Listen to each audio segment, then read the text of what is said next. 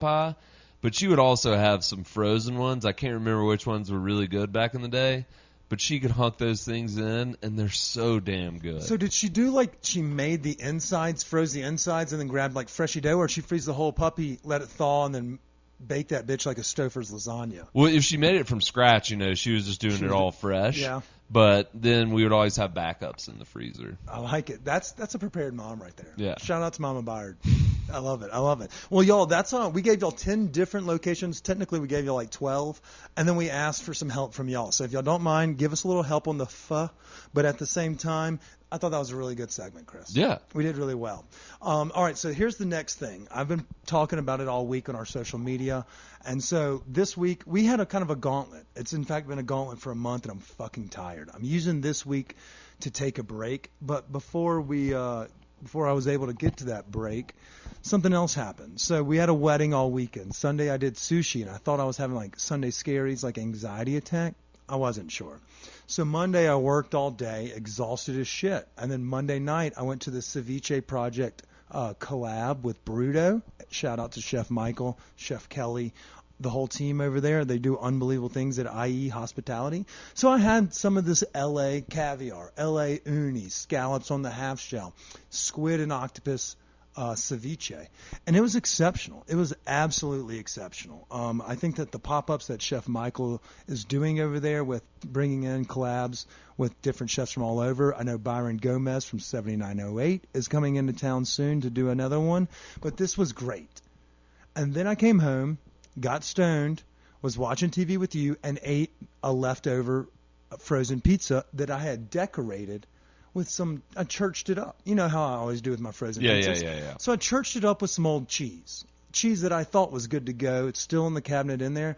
Yeah, I'm not sure why you haven't tossed that fucking thing out. Well, I should have done it Monday night, but I didn't realize it was rough. I wasn't buzzed, but I'd already eaten, so I just grabbed it, churched it up, whatever, ate it.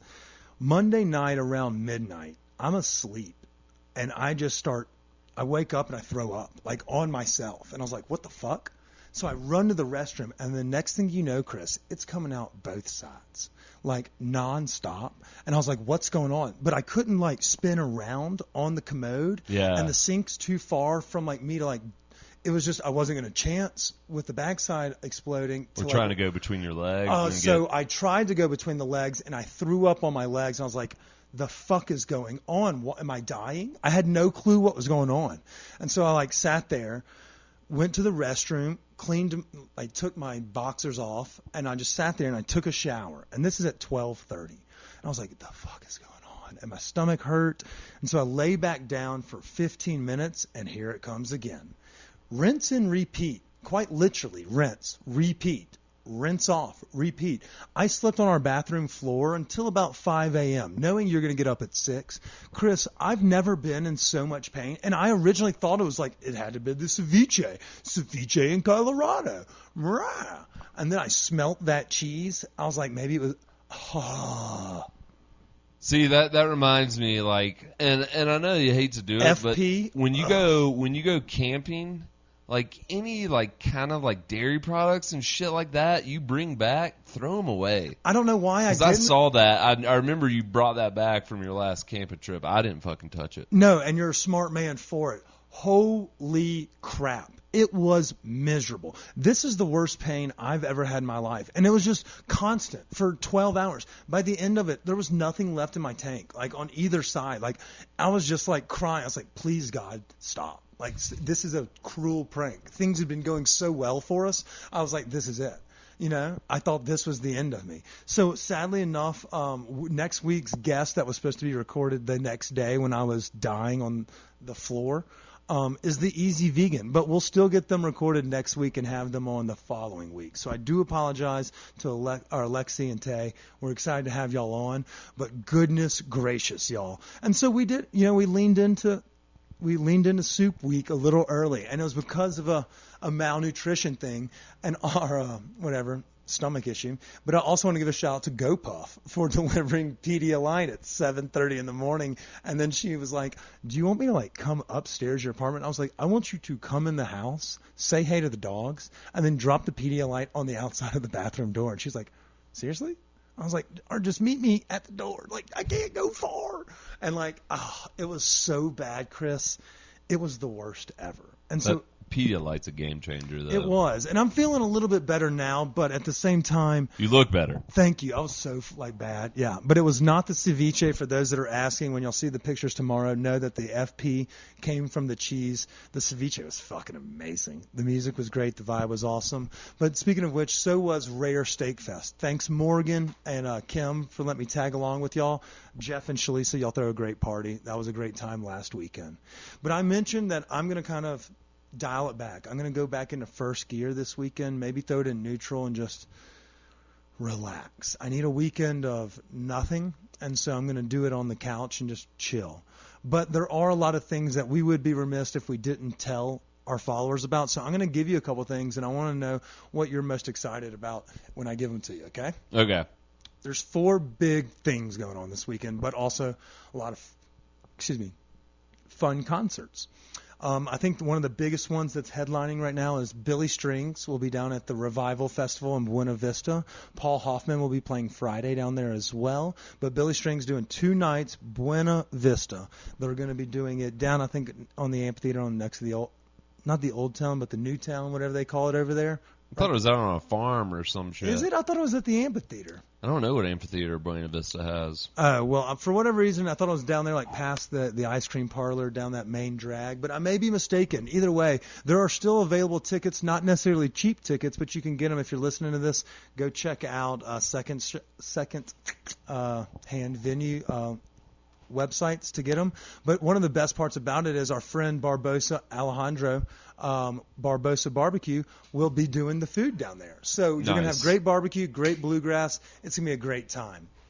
And you can do some leaf peeping. Oh, the 285. Yeah. You were talking about that last week. So that's a great call. This is probably primed week for them. Here's our next one, Chris. The Bluebird Music Festival in Boulder, Colorado. So there's a multitude of musicians playing. Everybody from the same Paul Hoffman of Green Sky to our friends over at Trout Steak Revival, former guests on the pod, and everybody in between. I think they have Twitty in there also. There's a fucking great lineup going on, and it's just 25 minutes up the road. Right. I think they still have tickets available. Check them out. Bluebird Music Festival in Boulder, Colorado. You can grab those. So if you were going to just do a Saturday trek, you could go either way, Chris. You could go down to BV, catch some shows, camp, and then drive back up Sunday, catching gnarly views. It's not too bad. Or if you wanted to be able to stay in your own bed, you can make a day trip up, go catch all the different varieties of tunes from Twitty to fucking everybody in between, almost bluegrass across the board, and then drive home and go to sleep in your own bed. So you can't beat it with a stick in that regard. No, that sounds great. But there's 2 other things that are going on that have really caught my eye that I wanted to give you a shout out to. The first one's Steamboat Food and Wine Festival. Obviously, we were just in Aspen Sky Times. Shout out Katie Shapiro. Thanks for taking the time to goof off with us. Talking about that scene in the CBD world, kind of getting intertwined with food and wine. But also the Steamboat scene, it's a little bit more intimate, but it's going to be popping as well. And then they also do those late night dinners on the main street and have like bands and musicians playing in the bars.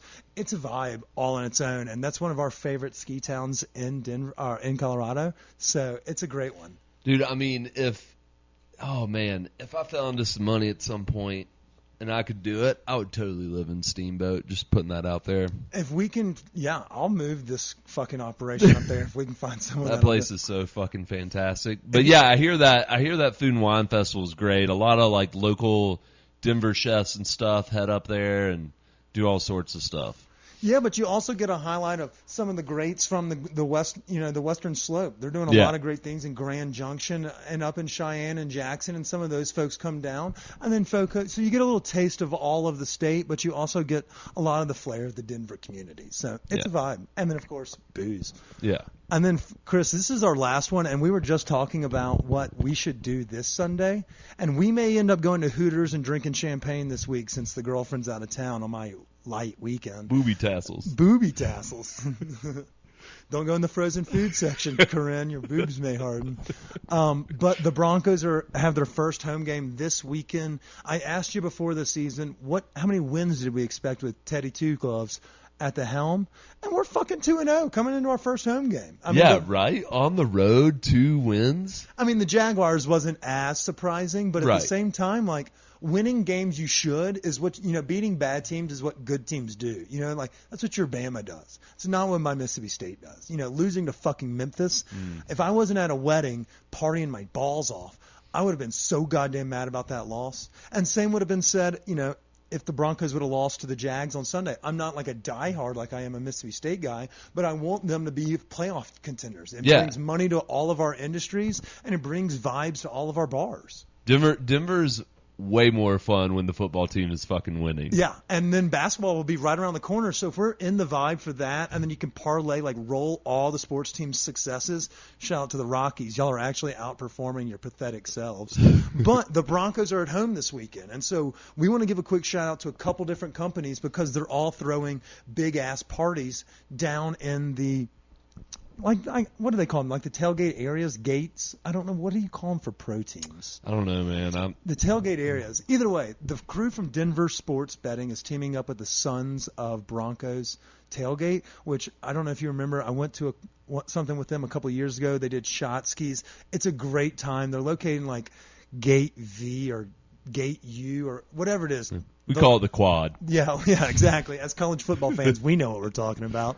But they have the Broncos. Even if you don't have tickets and you're listening to this, go down there for the tailgate. Take a 12-pack of beer on a soft or a 6-pack of beer in a soft cooler and just walk around. People will feed you as far as the eye can see. And when we're 2-0, everyone's gonna be so much happier and so much drunker that there's no way that you literally will feast all day. When everyone goes in the stadium, just meander on up to Fed or, Jefferson Park Pub and catch the first half.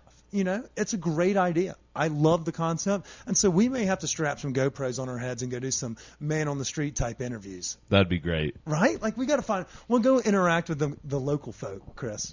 Yeah. And I mean, like, we'll see how well some of these Denver people really know their Broncos. Yeah. We'll have to get some help from maybe like D-Line and our friends over at DNVR, but we'll have to get some very obscure questions. Be like, are you a bandwagoner now that they're 2-0, or are you an actual Broncos fan? Did you come around when Peyton came to town? Yeah. I mean, I came here when Tebow was here. So. Yeah, I remember those days. Yeah. The Mile High Miracle, or I don't know what they call it, but yeah, Jesus walking on water on Mile High, yeah, Demaryius Thomas for 80 yards, yeah. But yeah, so I thought those were a good gauntlet of things to do this weekend.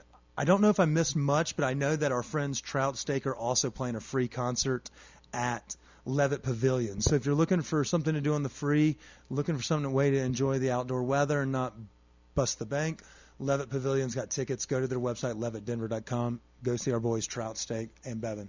Lake Street Dives playing at Red Rocks, I think Sunday. I had a friend of mine from high school reached out and said they were coming out. They asked for some tips, a lay of the land, so to speak. Nice. Yeah, I think coming up, just not to tip the hat, but I think we're moving into that indoor venue.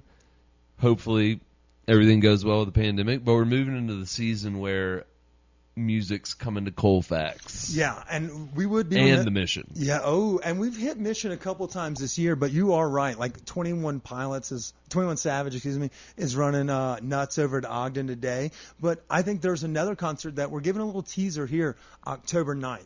Our friend of the program, Andy Frasco, will be playing at the Ogden, headlining. I'll guarantee a stage dive. He will jump off his piano and land amongst a bunch of unvaccinated, corny folks on the front rows of the Ogden Theater. Just going to be crunchified 100. It's going to be great. Get your tickets now. Andy Frasco and the United Nation is easily the most entertaining concert I saw all year. And I went to fucking Wu-Tang at Mission not long ago. Yeah. Had more fun at Andy Frasco at Red Rocks. So. That's solid. Yeah, but you are right. Like everyone from the Fillmore and Bluebird's been popping. We're about to get all these, and then Lost Lake has been doing some really divey stuff where, God, I fucking love it. Yeah. This is Butters. I'm getting too excited. We rambled. I rambled. We all ramble. That was a good one. That Yeah. was a good one. But yeah, I want to wish Chris a happy 31st birthday. It's your Nailed birthday. it. I'll be nice to you this time. But I also want to say congrats to another trip around the sun. We got a care package and a birthday gift from Seton Smith that you can open at the table tomorrow if you'd like. But happy birthday, brother. That's all Thank I got. you. Do we have anything else for the episode? keep on tuning in. Yeah, stay tuned. We have a new guest next week, and we'll have new insights on what you should be doing next weekend as well. Until next week, stay hungry, stay high.